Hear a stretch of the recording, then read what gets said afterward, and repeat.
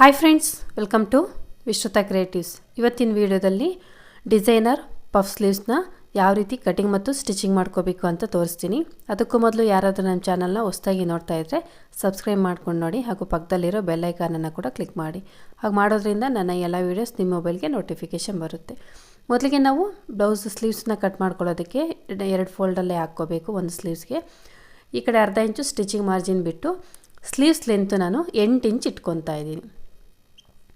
ನಿಮಗೆ ಲೆಂತು 8, 9, 10 ಎಷ್ಟು ಬೇಕು ಅಷ್ಟನ್ನು ಇಟ್ಕೊಳ್ಳಿ. ಇನ್ನೂ ಜಾಸ್ತಿ ಲೆಂತ್ ಬೇಕಂದರೆ ನಿಮ್ಮ ಇಷ್ಟ. ಡೌನಿಂಗ್ ನಾನು 8 ಇಂಚಿಗೆ 3 ಇಂಚು ಡೌನಿಂಗ್ ಇಡ್ತಾ ಇದ್ದೀನಿ.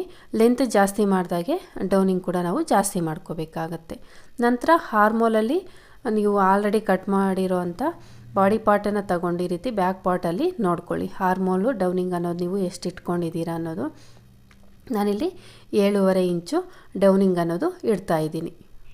ನಂತರ ಸ್ಲೀವ್ಸ್ ಲೂಸು 6 ಇಂಚು ಇಟ್ಕೊಳ್ಳಿ. ಅಂದರೆ ನಿಮ್ಮ ಸ್ಲೀವ್ಸ್ಗೆ ಎಷ್ಟು ಬೇಕೋ ಅಷ್ಟನ್ನು ಇಟ್ಕೊಳ್ಳಿ. ನಂತರ ಎಕ್ಸ್ಟ್ರಾ ಮಾರ್ಜಿನ್ನು 1.5 ಅಥವಾ 2 ಇಂಚನ್ನು ಹಾಕ್ಕೊಂಡು ಮಾರ್ಕ್ ಹಾಕ್ಕೊಂಡು ಈಗ ಹಾರ್ಮೋಲಲ್ಲಿ ಶೇಪನ್ನು ಡ್ರಾ ಮಾಡ್ಕೊಳ್ಳಿ. ಇದು ನಾರ್ಮಲ್ ಸ್ಲೀವ್. ನಾವು ಯಾವ ರೀತಿ ನಾರ್ಮಲ್ ಸ್ಲೀವ್ ಕಟ್ ಮಾಡ್ತೀವೋ ಆ ರೀತಿ ಈಗ ನಾನು ಫಸ್ಟು ಮಾರ್ಕಿಂಗನ್ನು ಹಾಕ್ಕೊಂಡಿದ್ದೀನಿ. ಈಗ ನಾವು ಪಫ್ ಸ್ಲೀವ್ಸ್ಗೆ ಯಾವ ರೀತಿ ಮಾರ್ಕ್ ಮಾಡ್ಕೋಬೇಕು ಅಂತ ತೋರಿಸ್ತೀನಿ ನೋಡಿ. ಇಲ್ಲಿಂದ ಎಕ್ಸ್ಟ್ರಾ ನಾನು 3 ಇಂಚ್ ಇಟ್ಕೊತಾ ಇದ್ದೀನಿ. 3ಕ್ಕಿಂತ ಜಾಸ್ತಿನೂ ಇಟ್ಕೋಬೋದು, ಕಡಿಮೆನೂ ಇಟ್ಕೋಬೋದು. ಕಡಿಮೆ ಇಟ್ಕೊಂಡ್ರೆ ಕಡಿಮೆ ಪಫ್ ಬರುತ್ತೆ, ಜಾಸ್ತಿ ಇಟ್ಕೊಂಡ್ರೆ ಜಾಸ್ತಿ ಬರುತ್ತೆ ನೋಡಿ. ಇಲ್ಲಿಂದ ನಾನು ಇವಾಗ ಯಾವ ರೀತಿ ಟೇಪ್ ಇಟ್ಕೊಂಡಿದ್ದೀನೋ ಆ ರೀತಿ ಇಟ್ಕೊಳ್ಳಿ. ಇಲ್ಲಿಂದ 2 ಇಂಚ್ಗೆ ಒಂದು ಮಾರ್ಕನ್ನು ಹಾಕ್ಕೊಂಡು ಈಗ ನಾವು ಮೇಲೆ 3 ಇಂಚು ಇಟ್ಟಿದ್ವಲ್ಲ ಅಲ್ಲಿಗೆ ಸೇರಿಸ್ಕೋಬೇಕು. ಮೇಲೆ ಕೂಡ 2 ಇಂಚು ಉದ್ದಕ್ಕೆ ಸ್ಟ್ರೈಟಾಗೇ ಇರಬೇಕು. ಈ ರೀತಿ ಸೇರಿಸ್ಕೋಬೇಕು. ಇದು ಇಷ್ಟು 3 ಇಂಚೇ ಇರಬೇಕು ಅಂತ ಏನಿಲ್ಲ ಲೆಂತ್.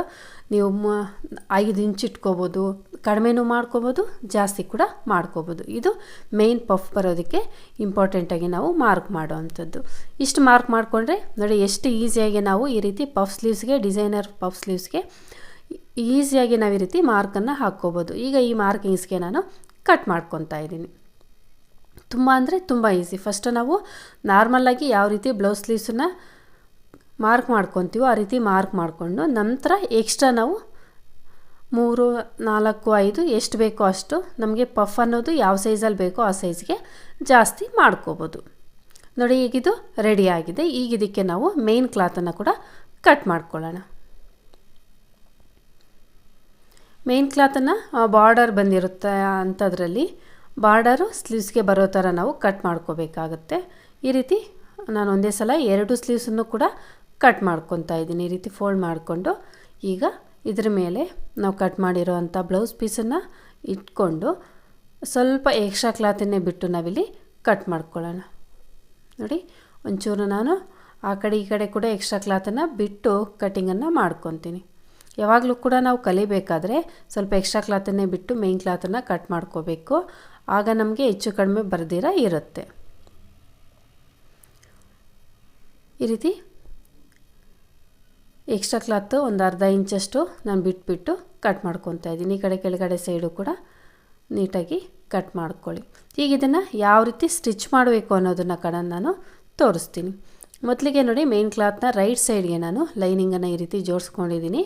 ರೈಟ್ ಸೈಡ್ಗೆ ಜೋಡಿಸ್ಕೊಂಡು ಅರ್ಧ ಇಂಚು ಸ್ಟಿಚಿಂಗ್ ಮಾರ್ಜಿನನ್ನು ಬಿಟ್ಟು ಫಸ್ಟು ಸ್ಲೀವ್ಸ್ ಲೂಸ್ ಕಡೆಗೆ ಸ್ಟಿಚ್ಚನ್ನು ಮಾಡ್ಕೊಳ್ಳಿ. ಸ್ಲೀವ್ಸ್ನ ಲೂಸ್ ಕಡೆಗೆ ನಾನು ಈ ರೀತಿ ಸ್ಟಿಚ್ ಮಾಡ್ಕೊಂಡು ಈಗ ಇದನ್ನು ಬ್ಯಾಕ್ ಸೈಡ್ಗೆ ಟರ್ನ್ ಮಾಡಿಬಿಟ್ಟು ಸ್ಟಿಚ್ ಮಾಡಿಕೊಂಡ್ರೆ ಮೇನ್ ಕ್ಲಾತು ಈಗ ಮೇಲೆಗೆ ಬರುತ್ತೆ, ಲೈನಿಂಗು ಒಳಗಡೆಗೆ ಹೋಗುತ್ತೆ. ಈಗ ಇದ್ರ ಮೇಲೆ ಮತ್ತೆ ಇನ್ನೂ ಒಂದು ಸ್ಟಿಚ್ಚನ್ನು ಕೂಡ ಹಾಕ್ಕೊಳ್ಳೋಣ. ಸ್ಟಿಚ್ಚನ್ನು ಹಾಕ್ಕೊಂಡು ಸುತ್ತಲೂ ಕೂಡ ಹಾಗೇ ಲೈನಿಂಗಿಗೂ ಮೇನ್ ಕ್ಲಾತ್ಗೂ ಸೇರಿಸ್ಕೊಂಡು ಸುತ್ತಲೂ ಒಂದು ಸ್ಟಿಚ್ಚನ್ನು ಹಾಗೇ ಕಂಟಿನ್ಯೂಸ್ ಆಗಿ ಹಾಕ್ಕೊಂಡು ಬಂದುಬಿಡೋಣ. ಇದೆಲ್ಲ ಕೂಡ ನಾರ್ಮಲ್ ಸ್ಲೀವ್ಸ್ ನಾವು ಯಾವ ರೀತಿ ಸ್ಟಿಚ್ ಮಾಡ್ತೀವೋ ಸೇಮ್ ಮೆಥಡಲ್ಲೇ ಸ್ಟಿಚ್ ಮಾಡ್ಕೋಬೇಕು. ನಂತರ ಯಾವ ರೀತಿ ನಾವು ಪಫನ್ನು ಇಟ್ಕೊಂಡು ಸ್ಟಿಚ್ ಮಾಡಬೇಕು ಅನ್ನೋದನ್ನ ಕೂಡ ತೋರಿಸ್ತೀನಿ. ಇದು ನಾರ್ಮಲಾಗಿ ನಾವು ಎಲ್ಲ ಸ್ಲೀವ್ಸನ್ನು ಸ್ಟಿಚ್ ಮಾಡೋ ವಿಧಾನದಲ್ಲೇ ಹೀಗೆ ಸ್ಟಿಚ್ ಮಾಡ್ಕೊಳ್ಳಿ. ಈಗ ಇದನ್ನು ಸ್ಟಿಚ್ ಮಾಡ್ಕೊಂಡ್ಮೇಲೆ ಈ ಎಕ್ಸ್ಟ್ರಾ ಕ್ಲಾತನ್ನು ಎಲ್ಲ ಕೂಡ ಕಟ್ ಮಾಡ್ಕೊಳ್ಳೋಣ. ಲೈನಿಂಗ್ ಯಾವ ಸೈಜ್ಗೆ ಇದೆಯೋ ಕರೆಕ್ಟಾಗಿ ಆ ಸೈಜ್ಗೆ ಈ ರೀತಿ ಎಕ್ಸ್ಟ್ರಾ ಕ್ಲಾತನ್ನೆಲ್ಲ ಕೂಡ ನೀಟಾಗಿ ಕಟ್ ಮಾಡ್ಕೊಬಿಡಿ. ಹೀಗೆ ಕಟ್ ಮಾಡಿಕೊಂಡ್ರೆ ಈಗ ನಾರ್ಮಲಾಗಿ ಸ್ಲೀವ್ಸ್ ನಾವು ಯಾವ ರೀತಿ ಸ್ಟಿಚ್ ಮಾಡ್ತೀವೋ ಆ ರೀತಿ ಸ್ಟಿಚ್ ಮಾಡಿಕೊಂಡು ರೆಡಿಯಾಗಿ ಇಟ್ಕೊಂಡಿದ್ದೀವಿ. ಈಗ ಪಫನ್ನು ಯಾವ ರೀತಿ ಇಟ್ಕೋಬೇಕು ಅಂತ ತೋರಿಸ್ತೀನಿ. ಇಲ್ಲಿ ಸೆಂಟರ್ ಮಾರ್ಕನ್ನು ಹಾಕ್ಕೊಂಡು ನಾವು 3 ಇಂಚ್ ಎಕ್ಸ್ಟ್ರಾ ಇಟ್ಟಿದ್ವಲ್ಲ, ಈ 3 ಇಂಚನ್ನು ಅರ್ಧ ಇಂಚ್ ಥರ ಫೋಲ್ಡ್ ಮಾಡಿಕೊಂಡ್ರೆ ಡಬಲ್ ಫೋಲ್ಡಲ್ಲಿ 1 ಇಂಚ್ ಆಗುತ್ತೆ. 3 ಫೋಲ್ಡ್ಗಳನ್ನ ತಗೊಂಡಿದ್ದೀನಿ ನೋಡಿ ನಾನಿಲ್ಲಿ. ಅದು 3 ಇಂಚ್ ಎಕ್ಸ್ಟ್ರಾ ಅನ್ನೋದು ಬಂದುಬಿಡುತ್ತೆ. ನಾವು ಎಷ್ಟು ಇಂಚ್ ಎಕ್ಸ್ಟ್ರಾ ಇಟ್ಟಿದ್ವಿ? 3 ಇಂಚೇ ಅಲ್ವಾ? ಆ 3 ಇಂಚು ಇಲ್ಲಿ ನಾವು ಫೋಲ್ಡ್ ಮಾಡಿಕೊಂಡು ತಗೋಬೇಕು. ನಾನಿಲ್ಲಿ ನೋಡಿ ಪಿನ್ಸನ್ನು ಇಟ್ಟು ತೋರಿಸ್ತಾ ಇದ್ದೀನಿ ನಿಮಗೆ. ಹಾಗೆ ಬೇಕಾದರೂ ಸ್ಟಿಚ್ ಮಾಡ್ಕೋಬೋದು, ನಿಮಗೆ ನೀಟಾಗಿ ಗೊತ್ತಾಗಲಿ ಅಂತ ಯಾವ ರೀತಿ ಫೋಲ್ಡ್ ಮಾಡ್ಕೊತಾ ಇದ್ದೀನಿ ಅನ್ನೋದನ್ನು ನೋಡಿ. ಆ ಕಡೆ ಸೆಂಟರಿಂದ 2 ಸೈಡಿಂದ ಕೂಡ ನಾವು ಒಳಗಡೆಗೆ ಫೋಲ್ಡ್ ಮಾಡ್ಕೋಬೇಕು. ಹೀಗೆ ಫೋಲ್ಡ್ ಮಾಡ್ಕೊಂಡ್ಮೇಲೆ ಈಗ ಇದ್ರ ಮೇಲೆ ಸ್ಟಿಚ್ಚನ್ನು ಹಾಕ್ಕೊಳ್ಳೋಣ. 3 ಇಂಚು ನಾವು ಫೋಲ್ಡ್ ಮಾಡಿ ತಗೋಬಿಟ್ರೆ ನಾರ್ಮಲಾಗಿ ಈಗ ನಮ್ಮ ಸ್ಲೀವ್ಸ್ ಎಷ್ಟಿರುತ್ತೋ ಅಷ್ಟು ಕರೆಕ್ಟಾಗಿ ಬಂದುಬಿಡುತ್ತೆ. ಎಕ್ಸ್ಟ್ರಾ ಇರೋದೆಲ್ಲ ಕೂಡ ಪಫಲ್ಲಿ ನಾವು ಫೋಲ್ಡ್ ಮಾಡ್ಕೊಂಡಿದ್ದೀವಲ್ಲ ಪ್ಲೇಟ್ಸ್ ಥರ, ಅದರಲ್ಲಿ ಹೋಗ್ಬಿಡುತ್ತೆ. ಈಗ ಪಿನ್ಸನ್ನು ತೆಗೆದುಬಿಡಿ ನೋಡಿ. ಈಗ ಪಫ್ ಅನ್ನೋದು ಪರ್ಫೆಕ್ಟಾಗಿ ರೀತಿ ಬರುತ್ತೆ, ಕಾಣಿಸ್ತಿದೆ ಅಲ್ವಾ? ಈಗ ಇದನ್ನು ನಾವು ಬ್ಲೌಸ್ಗೆ ಅಟ್ಯಾಚ್ ಮಾಡ್ಕೊಳ್ಳೋಣ. ಅಟ್ಯಾಚ್ ಮಾಡೋದು ಕೂಡ ನಾನು ತೋರಿಸ್ತೀನಿ ನೋಡಿ. ಈ ರೀತಿ ಜೋಡಿಸ್ಕೊಳ್ಳಿ ಕರೆಕ್ಟಾಗಿ. ಒಂದು ಸಲ ನೀವು ಸ್ಟಿಚ್ ಮಾಡೋಕ್ಕೂ ಮೊದಲು ಲೆಂತ್ ಅನ್ನೋದು ಬ್ಲೌಸ್ಗೂ ಸ್ಲೀವ್ಸ್ಗೂ ಕರೆಕ್ಟಾಗಿದೆ ಇಲ್ವಾ ಅನ್ನೋದನ್ನು ಒಂದು ಸಲ ಚೆಕ್ ಮಾಡ್ಕೊಳ್ಳಿ, ನಂತರ ಅಟ್ಯಾಚ್ ಮಾಡ್ಕೊಳ್ಳಿ. ಇಲ್ಲಿ ನಾವು ಕಂಪಲ್ಸರಿ ಡಬಲ್ ಸ್ಟಿಚ್ಚನ್ನು ಹಾಕ್ಕೊಂಡು ಸ್ಟಿಚ್ ಮಾಡ್ಕೋಬೇಕು. ಸಿಂಗಲನ್ನು ಹಾಕಿ ಹಾಗೇ ಬಿಡಬಾರ್ದು ಯಾವಾಗಲೂ ಕೂಡ. 2 ಸಲ ನಾವು ಈ ರೀತಿ ಡಬಲ್ ಸ್ಟಿಚ್ಚನ್ನು ಹಾಕ್ಕೊಂಡೇ ಸ್ಟಿಚ್ ಮಾಡ್ಕೋಬೇಕಾಗತ್ತೆ. ಈ ರೀತಿ ಅಟ್ಯಾಚ್ ಮಾಡ್ಕೊಂಡ್ಮೇಲೆ ನೆಕ್ಸ್ಟ್ ನಾವು ಸೈಡ್ ಫಿಟ್ಟಿಂಗನ್ನು ಮಾಡ್ಕೊಳ್ಳೋಣ.